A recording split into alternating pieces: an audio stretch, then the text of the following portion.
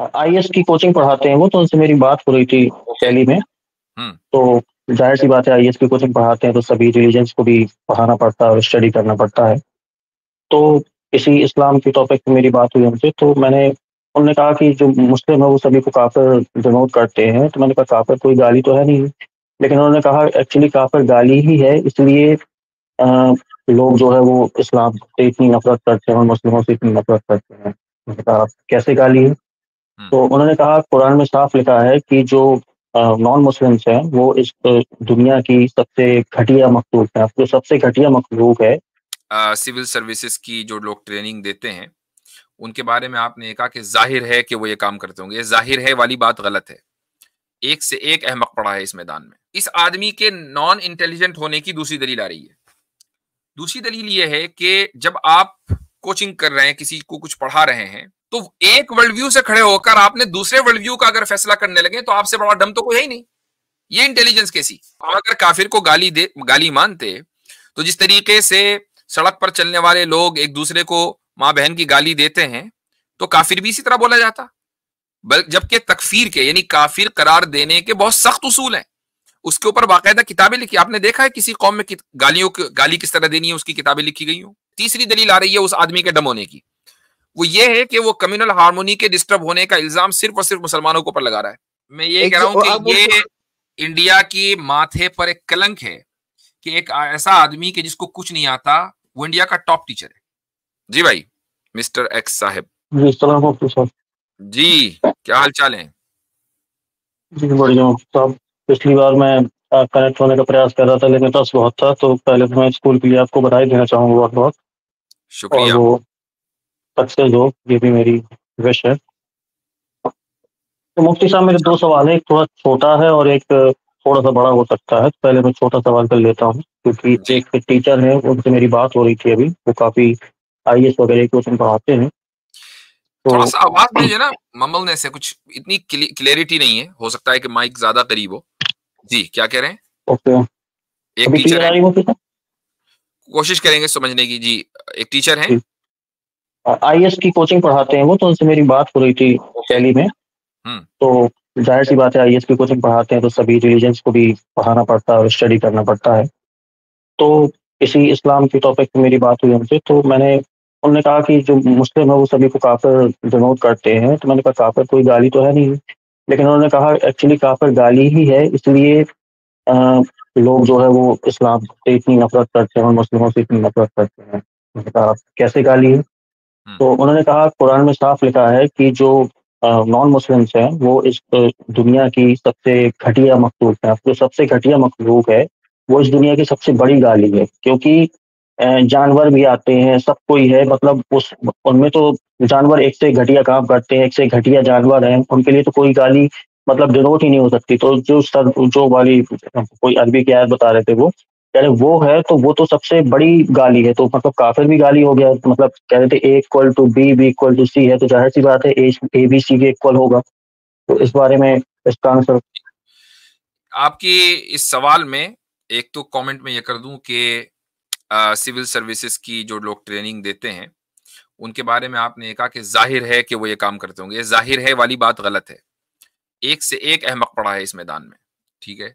और ये भी एक ठीक है, वो कुछ चीजों के अंदर बेहतर हो सकते होंगे, लेकिन खुसूसन इंडियन कॉन्टेक्स्ट और पाकिस्तानी कॉन्टेक्स्ट, ये पूरे एक चूंकि सिविल सर्विसेज का जो पूरा एक निजाम है ये गोरा बना के गया था, तो उसी पर हम चल रहे हैं।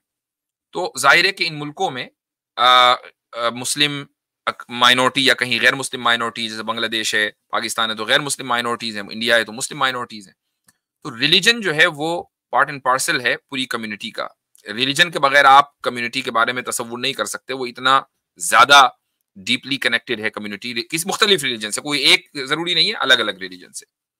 तो कोई भी आदमी जब सिविल सर्विसेज में आएगा तो ऑब्वियसली बात है कि उसको उस कम्युनिटी का मिजाज समझना बहुत जरूरी है, और वो रिलीजन को समझे बगैर समझ में नहीं आ सकता।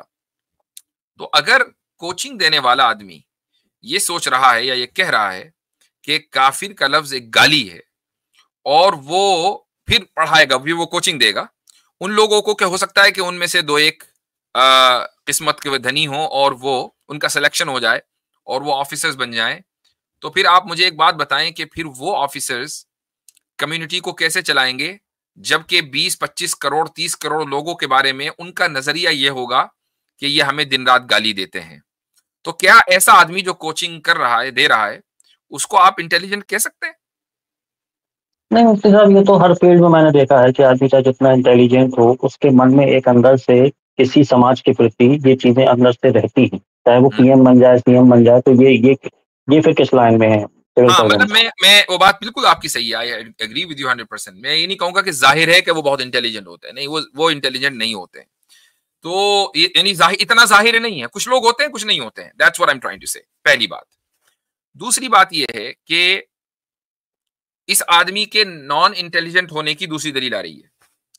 दूसरी दलील ये है कि जब आप कोचिंग कर रहे हैं, किसी को कुछ पढ़ा रहे हैं, तो ऑब्वियसली बात है कि आप एक खास, आपका एक वर्ल्ड व्यू है और उस वर्ल्ड व्यू की बुनियाद पर आप बात कर रहे हैं।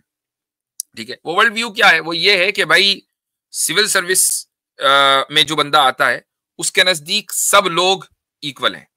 वो चाहे हिंदू हो कि मुसलमान हो कि ईसाई हो, वो सिख हो, कोई भी हो, सब लोग, चूंकि उसको सबको सर्व करना है।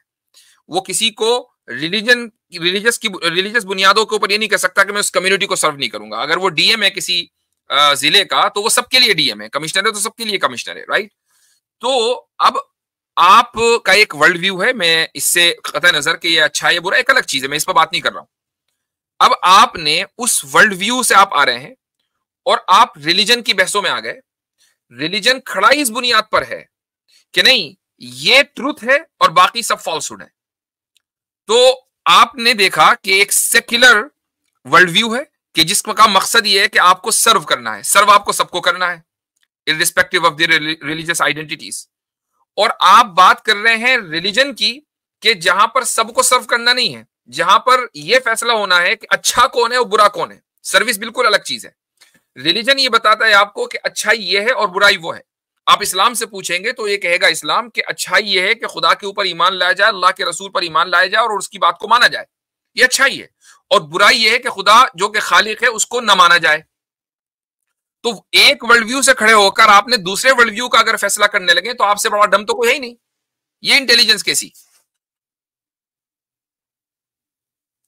जी भाई। मुफ्ती साहब, वो बात हो रही थी वो ये थी कि काफिर वो मानते हैं कि गाली है, लेकिन आप लोग जितना मैंने स्ट्रीम देखी है सभी की, जाहिर बात है आप लोग काफिर को गाली नहीं मानते। तो हाँ, वो चूंकि ये प्रूव करने का, हाँ वही, हम अगर काफिर को गाली मानते तो जिस तरीके से सड़क पर चलने वाले लोग एक दूसरे को माँ बहन की गाली देते हैं, तो काफिर भी इसी तरह बोला जाता।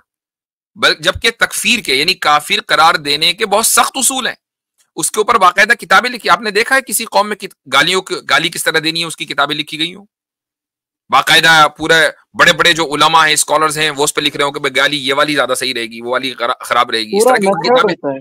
पूरी मेथोडोलॉजी है। तो आपने कहीं गालियों की किताबें देखी हैं? और लिखी होगी तो किसी गाली बात नहीं लिखी होगी ना। आप इसको गाली कैसे कह सकते, जबकि उसका पूरा एक मेथोडोलॉजी है कि नहीं ये होगा तो कभी काफिर कहा जाएगा, फला चीज करेगा तो काफिर कहा जाएगा। तब भी 99% अगर उसके अंदर ये पॉसिबिलिटी होगी कि वो काफिर नहीं है तो उसको मुसलमान माना जाएगा। 99% अगर है कि वो काफिर है और 1% पॉसिबिलिटी है वो काफिर नहीं है, तब भी हम उसको मुसलमान मानेंगे। ये पूरी एक मेथोडोलॉजी है। अब रही ये बात मैं उस पर आ जाऊं कि कुरान ने शर्रुल बरिया कहा है, शर्रुल बरिया वर्स्ट ऑफ ऑल क्रीचर्स। किनको कहा है? उनको कहा है ना कि खुदा उनको वर्स्ट ऑफ ऑल क्रीचर्स कह रहा है कि जिनको खुदा ने बनाया, पैदा किया, उनको खिलाया पिलाया, अपनी जमीन में बसाया, उनको रिस्क दिया, उनको अकल दी। इन सब चीजों का गलत इस्तेमाल करके वो खुदा के बागी हो गए, जबकि जानवर बागी नहीं हुआ। ठीक है, जानवर उसी काम में लगा हुआ है जिस काम में खुदा ने उसको लगा दिया। तो क्या खुदा फिर उनको जानवर से बदतर नहीं कहेगा? ये खुदा का हक है। उन्होंने कहा कि खुदा on the day of judgement कहे वो ठीक है, लेकिन इस दुनिया में अगर हम ऐसी चीजें एक किताब में पढ़ते हैं तो इससे समाज में एक हार्मोनी है वो नहीं आ सकती। इसीलिए आप देखते हैं कि ये मानना पड़ेगा, उसके लिए ये मानना पड़ेगा, प्री सपोज करना पड़ेगा कि खुदा को हमारा समाज चलाने में कोई उसका हक नहीं होना चाहिए। खुदा बस बाहर बैठे, जब आखिरत में फिर खुदा फैसला करे भाई अभी उसका कोई रोल इस कायनात में नहीं होना चाहिए। पहला प्री सपोजिशन तो ये है। दूसरा, आपको यह मानना पड़ेगा कि खुदा ने कोई किताब नाजिल नहीं की है, ये जो किताब कुरान है ये सिर्फ इंसानों ने, कुछ मुसलमानों ने लिख ली है। अगर ये सारी चीजें आप सही मान रहे हैं तो ठीक है, जो बात आप कह रहे हैं वो बिल्कुल दुरुस्त है। लेकिन अगर ये बातें गलत हैं, आप कह रहे हैं कि खुदा है और न सिर्फ ये कि उसने इस कायनात को पैदा किया, बल्कि वो इस कायनात को चला भी रहा है और वो चाहता है कि उसकी मर्जी के मुताबिक और उसके हकाम के मुताबिक कायनात चले, और उसने उस मर्जी को बताने के लिए किताबें नाजिल की हैं जिसमें आखिरी किताब कुरान है। तो फिर आप ये नहीं कह सकते कि नहीं जी ये तो कम्युनिटी के हार्मनी के खिलाफ है, कम्युनल हार्मनी के खिलाफ है। और इससे ज़्यादा हार्मनी क्या हो सकती है मुफ्ती साहब कि हम अहले किताब को काफिर समझते हैं, उसके बावजूद भी उनकी ख़वातीन से निकाह करना जायज़ है, ना सिर्फ निकाह करना जायज़ है बल्कि औलाद भी पैदा करना जायज़ है। तो ये चीज अच्छा, और उससे बढ़कर हार्मनी भाई मिस्टर एक्स साहब, उससे बढ़कर हार्मनी, आप एक ऐसी कंट्री में रहते हैं कि जहां नॉन मुस्लिम मेजोरिटी में है, मुस्लिम माइनॉरिटी में है, और उस मुल्क में एक बड़ी तादाद, छोटी मोटी तादाद नहीं है, बड़ी तादाद ये समझ रही है कि यार ये मुसलमानों से जो है ये हमें बड़ा खतरा है, या टेक ओवर कर लेंगे वगैरह वगैरह। ठीक है, चले यहाँ, ये तो एक मुल्क का हाल हो गया। दूसरे मुल्क में यानी अगर इस्लामिक स्टेट हो, इस्लामी रियासत हो, और वहां पर जो मैंने इससे पहले भी कुरान और सुन्नत के ऊपर हमने बात की है कि इस्लामी रियासत में क्या अहकाम होते हैं गैर मुस्लिमों के ताल्लुक से, वही गैर मुस्लिम ना कि जिनको मुसलमान काफिर समझ रहे हैं, जब वो गैर मुस्लिम उस इस्लामी रियासत में, वो काफिर उस इस्लामी रियासत में रहते हैं, तो वो इक्वल सिटीजन होते हैं, उनको वही हुकूक होते हैं जो मुसलमानों के होते हैं। ठीक है, तो फिर जिनको यानी जिनको वर्स्ट ऑफ ऑल क्रीचर्स कहा जा रहा है, तो फिर तो उनको उसी तरीके से ट्रीट करना चाहिए ना, दिन रात उनको ज़िबा करो और उनका गोश्त खा जाओ, ऐसा तो नहीं है जी। तो मुफ्ती साहब मैं जाति अच्छाई और बुराई, एक बात याद रखें, किसी चीज को अच्छा या बुरा कहना कभी भी कम्युनल हार्मोनी के खिलाफ नहीं हो सकता। कम्युनल हार्मोनी के खिलाफ अकीदा नहीं होता है, कम्युनल हार्मोनी के खिलाफ एक्शन होता है। हार्मोनी जो है वो एक्शन से बनती है। कि मिसाल के तौर पर मुसलमान है, किसी भी मुल्क में रहेगा, वो नॉन मुस्लिम को गलत समझेगा, वो, और हर मजहब वाला ऐसे ही, क्रिश्चियन भी ये करता है, जूस भी ये करते हैं। ठीक है, जिनका अपना मजहब कुछ कोई नहीं होता, वो ये कहते हैं सब अच्छे हैं, क्योंकि सब चीजें अच्छी नहीं हो सकती, अच्छाई एक ही होगी, बुरा बाकी बुराई होगी। तो जब हर कम्युनिटी, हर रिलीजियस कम्युनिटी यही कहती है कि मैं सही हूं, ट्रुथ ये है, बाकी फॉल्सहुड है, और उससे हार्मोनल कम्युनल हार्मोनी डिस्टर्ब नहीं होती, तो आप सिर्फ इंडिया के कॉन्टेक्स्ट में ये कैसे कह सकते हैं कि किसी कुछ लोगों के या 20 करोड़ लोगों के इस अकीदे की वजह से कम्युनल हार्मोनी डिस्टर्ब हो जाती है? क्या इससे एक और माइंडसेट, तीसरी दलील आ रही है उस आदमी के डम होने की, वो ये है कि वो कम्युनल हार्मोनी के डिस्टर्ब होने का इल्जाम सिर्फ और सिर्फ मुसलमानों के ऊपर लगा रहा है। तो क्या आप ये समझते हैं कि हिस्टोरिकली ये बात सही है? नहीं, ये तो पिछले 10 साल से ऐसा माइंडसेट बना है ना पूरे इंडिया में कि जो भी होता है उसके लिए मुसलमान ही जिम्मेदार, के लिए मुसलमान जिम्मेदार है। उससे पहले फसादात होते थे, तो फसादात ताली जो है एक हाथ से दो बचती नहीं है। लेकिन जो आदमी इस तरीके से अपनी क्लास को ट्रेन कर रहा है, वो ये बता रहा है कि अगर ये लोग तुम्हें काफिर ना कह रहे होते तो इस मुल्क में कभी भी कम्युनल हार्मोनी डिस्टर्ब ना होती। ये जो हो रही है इनकी वजह से हो रही है। इससे बड़ा डम कौन होगा? ये इसको इंटेलिजेंट कहते हैं आप? नहीं वो उनका पर्सनल माइंडसेट हो सकता है, जो नहीं वो क्लास में पढ़ा रहे हो, जाहिर सी बात है उसमें मुस्लिम बच्चे बच्चियां भी पढ़ रहे होंगे, तो वो तो ऑब्जेक्शन करते ही अगर ऐसा नहीं, होता नहीं कुछ करते, लोग। दैट्स द पॉइंट, नहीं करते हैं। जो मुस्लिम बच्चे उन क्लासेस में होते हैं, अगर वो ऑब्जेक्शन करें तो उनकी जो अपॉर्चुनिटीज है वो उनको लिमिटेड कर दिया जाता है। और दूसरी बात यह कि वो खुद, जाहिर है कि जब वो एक माहौल में रह रहे हैं और इस्लामी तालीमात उनके पास इतनी ज्यादा एक्सेस उनका नहीं है, तो वो खुद इस माइंडसेट में हो जाते हैं कि यार शायद हमने ही कोई गड़बड़ की होगी। तो आप जब उनको रोजाना हर क्लास में बताएंगे, आप बच्चे जाते हैं छोटे छोटे 7 साल के बच्चे हैं, आप उनको इस बुनियाद पर निकाल देते हैं कि तुम नॉन वेज खाना लेकर आ गए थे, ठीक है, और उस स्कूल का प्रिंसिपल ये कहता है कि मैं ऐसी कौम के बच्चों को नहीं पढ़ा सकता कि जो हमारे मंदिर तोड़े।